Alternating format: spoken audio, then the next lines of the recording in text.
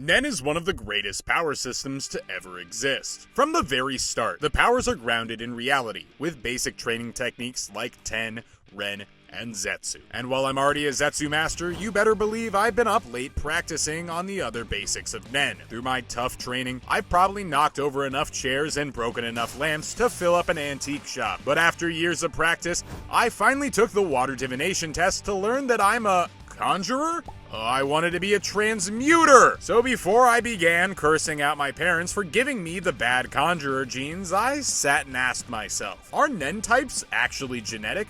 Or do I have my own choices to blame? I'm sure after hearing that question, many of you are already predisposed to a strong yes or no. But if I were to gather the Hunter x Hunter community all together, I'm sure that there would be a large difference in opinion. And that's right, I said opinion. Because while some of you are itching to say yes or no, nowhere in Hunter x Hunter does it exclusively say that Nen types are genetic or environmental. So that's why I, that anime theorist, am here to try and settle the discussion once and for all. But before we jump into whether or not being a bad boy conjurer is genetic, we need to first ask ourselves a few leading questions. Like, will I ever become a powerful Nen user? Well, let's take a look at the greatest case study into the genetic potential of Nen that just so happens to involve our two main protagonists, Gon and Killua. After completing nearly identical training after learning the basics of Nen, Wing evaluated their raw aura and concluded that each of them were 1 in 1 million Nen users, making them equals, despite their extremely different upbringings. Gon and Killua were both born into the ultimate Nen user bloodlines. Gon is the son of potentially the greatest hunter alive,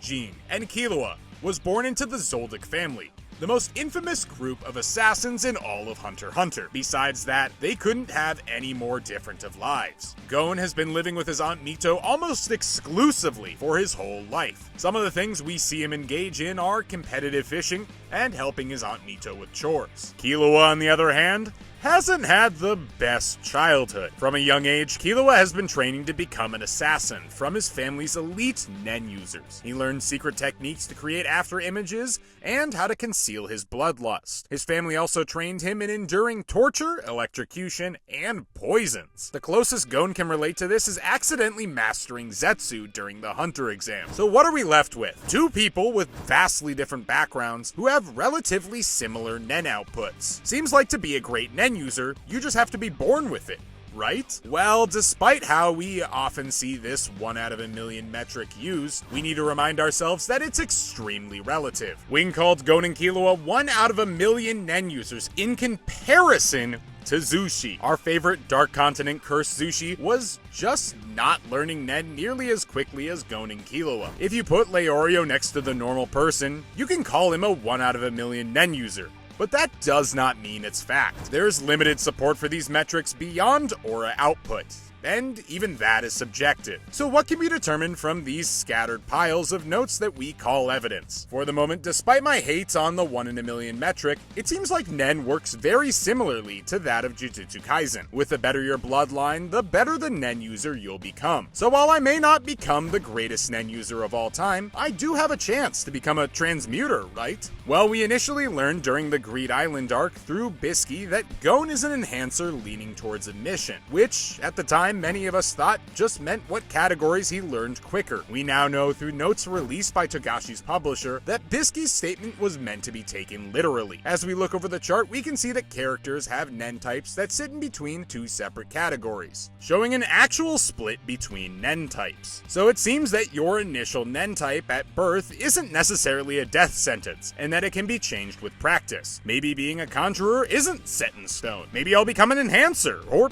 even a specialist. Well, as we already know, Kurapika became a specialist when he turns his eyes scarlet. This is a unique situation that exclusively applies to Kurapika given his intense desire for revenge against the Phantom Troop. But let's look to the other side of the chart, as Miluki has a specialist lean as well, showing it is possible to slowly work your way into becoming a specialist. It's actually quite common for characters who are manipulators or conjurers to become specialists, given their relative distance on the Nen chart. So I could possibly become a specialist. Whoop-de-doo! But that doesn't answer my question. Who do I have to blame for my Nen type? My genetics or my environment. At this point, what we need is a full family tree of Nen users to give us more information. And would you look at that? It appears that the entire Zoldyck family tree is right there on the Nen memo. As we can see, Silva and Zeno are both emitters, which thus far works out in favor of this genetics argument. Oh, but wait!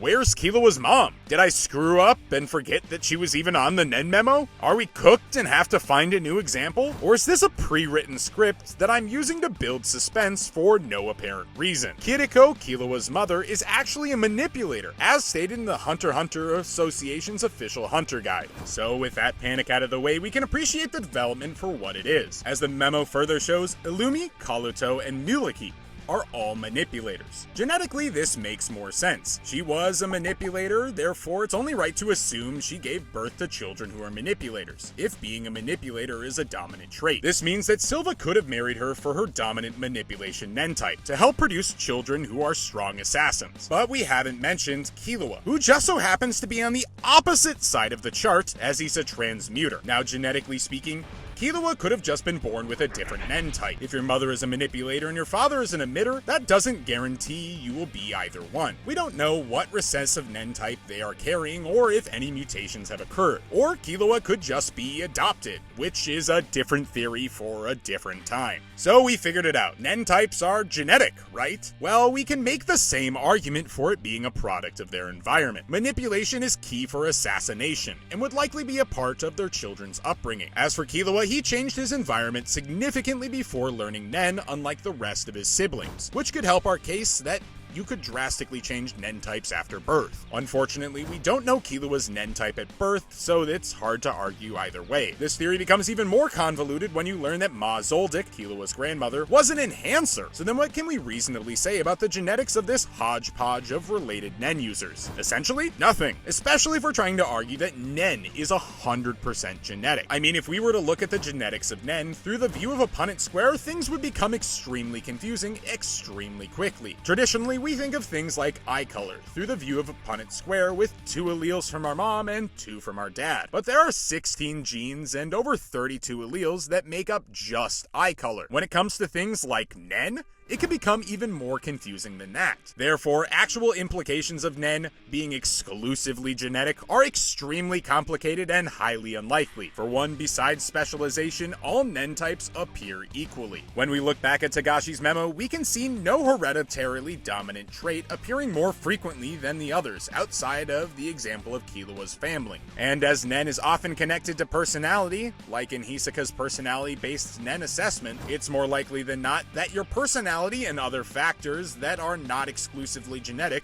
contribute to your Nen type. And it's not like this is unheard of in the world of genetics, as there are many phenotypes to include both genetic and environmental factors. Look at height, which, while genetics take heavy influence, things like childhood illness and diet can change its potential peak drastically. Another good example of this is weight. You may have been born with high metabolism, but factors like sleep, diet, activity, and illness can significantly change this throughout your lifetime. As for Nen, it's likely the same, with a heavy reliance on genetics, with shifts given a lean or jump into an adjacent category. So I guess I have no one to blame for becoming a conjurer. Well, if you need me, I guess I'll still be in my basement attempting to transmute my aura into gum. And while I'm learning that, if you want more videos discussing the genetics of your favorite anime, check out my theory into Midoriya's hidden quirk, where we dive into quirk genetics. And with that, stay curious.